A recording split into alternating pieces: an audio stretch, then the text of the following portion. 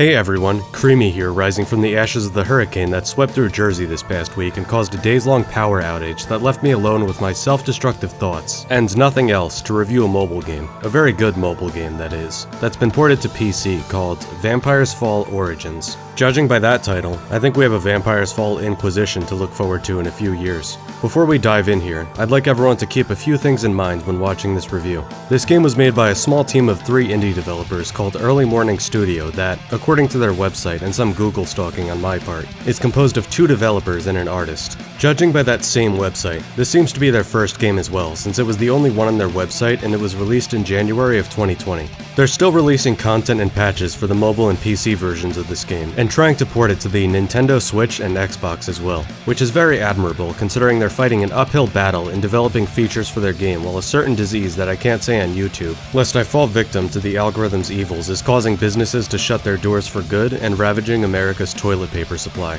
Vampire's Fall Origins, which I will now just call VFO like this is some kind of B-movie about aliens written in Latin, is an open-world turn-based isometric RPG with a slightly Diablo-esque atmosphere but not very Diablo-esque gameplay. It has what you'd expect from a turn-based game, with a few notable differences that I'll talk about later when discussing gameplay. For now, let's start with the presentation and the story. Overall, I'd say the art style is really good for a semi-3D mobile game made by such a new studio. The character models for your own avatar are pretty solid, but it does have the Elder Scrolls 4 Oblivion problem where you can end up making something truly horrifying if you stray too far from the norm when selecting facial features. VFO's presets are not nearly as bad as Oblivion's character sliders though, because you'll never make something like this, courtesy of the Lefebvre brothers. The man just looks like an Apple core.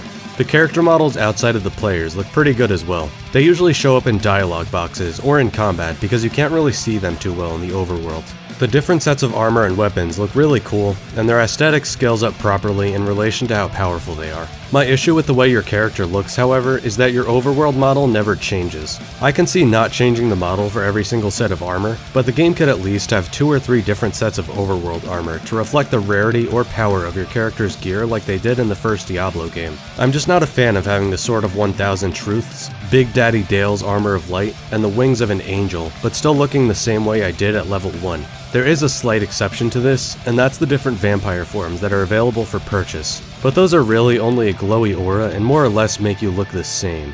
The animations are decent. The running looks really smooth, especially if, like me, you're coming off of older isometric titles with choppy overworld animations like Diablo and Planescape Torment. The combat animations are fine, but they have this really loose and stilted feel to them, like the models are paper marionettes. The story is very bare bones, but it's a mobile game and the devs' first outing, so I can't really blame them too much. You're basically a recruit from this village that got leveled by a very Tolkien-esque big baddie called the Witchmaster, who somehow pulled an army out of his asshole and turned you into a vampire. The entire game is about freeing the land from his grasp and getting revenge for your destroyed village. The story itself isn't the problem here. You can actually have a very simple story with a groundbreaking narrative. If you want an example of what I mean, look at the Half-Life series. However, I'm not really a fan of the writing and dialogue. The writing and pacing are a bit too abrupt. You're never really convinced that you should care about what happens to the people in this world. Sure, some stakes are thrown around here and there, but none of the characters really stuck with me and I never got emotionally attached to any of them. A lot of their actions seemed very abrupt and illogical without any reason as to why they'd be acting illogically, such as the guy who straight up tried to kill you after he revealed that he'd given away his son to the Witchmaster even if you selected the dialogue option that said you didn't really care. Or the other guy who immediately tried to kill you without asking a single question because he found out you were a vampire who killed the first guy I talked about, even though you went to great lengths to help his cause and were extremely proactive about wanting to kill the Witchmaster. It's not that the actions themselves don't make sense, it's that they're framed in a way as to feel extremely abrupt and out of character in the overall story. This isn't helped much by the dialogue. Everyone speaks as if they're a character in a short story written by a freshman in high school. Most of your character's lines are, okay, sure, and prepare to die, even in extremely dire circumstances. And the attempts at humor really pull me out of the experience because the humor isn't really relevant to the character's situations. Most of it is just, haha, look at how quirky and random we are, and feels shoehorned in with very little regard to context. There are some genuinely funny moments that make sense within the narrative, such as the cultists who throw garlic at you because they think the vampires are weak to garlic even though they aren't in this universe, so it just bounces off your shield. But there are a lot more sections of forced humor. For every garlicky cultist, you have 10 salesmen of fancy socks who refuse to sell to you because you don't own any fancy socks or because you do. The thing with random humor is, you need to either go extremely crazy like in Saints Row 2 or God Hand, or you need to be more grounded. There are also some really silly place names, like the Starting Village Vampire, or this place called Cock-U-Berry Cave. I don't know if that second one was intentionally funny or not, but I definitely giggled. Without getting into major spoiler territory, the ending also does this really common thing that lots of RPGs do, where you can choose to kill the Witchmaster, or you can become the Dark Lord of the land. I chose the latter, because in my headcanon there must always be a Witchmaster. Cheers to the 5 people who got that nerdy-ass reference. The writing isn't really a deal breaker though, but I think proficient writing is what can raise a good RPG to legendary status if executed properly. People don't remember games such as Blood Omen Legacy of Kain because of their combat, but because of their writing. Now I'm not saying that RPGs can't be held up with good combat, or it's really necessary to have writing as grandiose as Legacy of Kain's, but having an immersive narrative and high quality writing that sucks the player in is never a bad thing and costs the developers very few, if any, resources. I think it was the first episode of Ross's Game Dungeon where I heard something along the lines of, "Good writing is free and will never hurt your game, it'll only add to it." The gameplay is very solid, to the point of being fairly addictive. I believe the simple mechanics were actually VFO's greatest strength because it was so easy to pick this game up and a real challenge to put down. As always, I played the GOG version, which means there are a few features I didn't get to experience, but I'll discuss those later. The gameplay consists of running around the open world, doing quests, gearing up, and fighting one-on-one battles with lots of different monsters, warriors, and rednecks. One thing I love about this game is the early sections, where you have plenty of opportunities to wander into an area that's a little too high level for you, and meet lots of different monsters who will sodomize you so hard that you'll be shitting out of your mouth.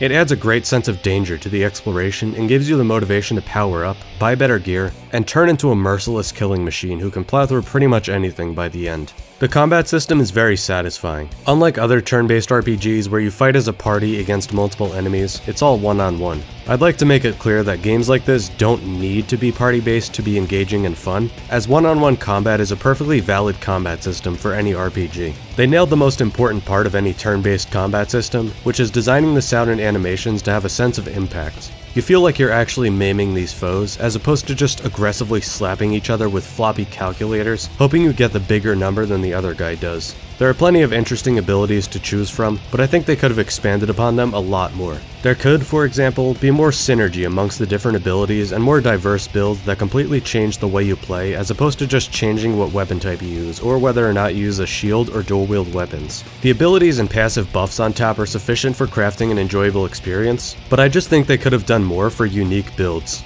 I have no complaints regarding the exploration, or the mobile game style crafting system where you go into town and choose which potions or gear upgrade stones to craft and come back a few minutes later to collect your spoils of patience. I kinda wish there was a way to more quickly move around the map, such as increasing movement speed or getting a mount, but I really enjoyed the side quests nonetheless. Some of them can get a little tedious, but overall the side quests and world bosses, which are called brutals in this game, provide a few hours of engaging content that serve to enhance the time I spent with this game rather than pad it out. On a single playthrough, I spent about 13.5 hours. I racked up enough gold to get some really good gear, and annihilated many of the brutals. I do have a dirty little secret I'd like to confess though, and that's the fact that I used a trainer to get a ton of gold, just so I could show you guys the best gear in the game, at least on this playthrough. Keep in mind I was already pretty powerful before this, so it didn't affect my experience too much. And I would have made the Witchmaster into the Bitchmaster with the gear I had already painstakingly grinded for beforehand. One last thing about the gameplay is the content that was not included in the PC version. I know VFO has PvP, daily brutals, dungeons, shards, and more quests in the mobile version. I'm sadly not going to talk about that though, because I didn't play the mobile version. And with that being said, we have the 2 words to top off any academic essay. In conclusion, Vampire's Fall Origins is a very proficient RPG that is well worth playing on mobile. The mobile version is free, and the PC version cost me about $6 when it was on sale on GOG. I personally think $6 was a little too much, but I'm glad I was able to support these developers. If you're interested, go ahead and download the mobile version and pay the premium if you too want to support this studio and fund their future efforts. I know I'm going to be watching out for their prospective projects and look forward to seeing what they can bring to the table in the future. I wish them the very best. If you enjoyed this video, please like, comment, and subscribe. Creamy outs.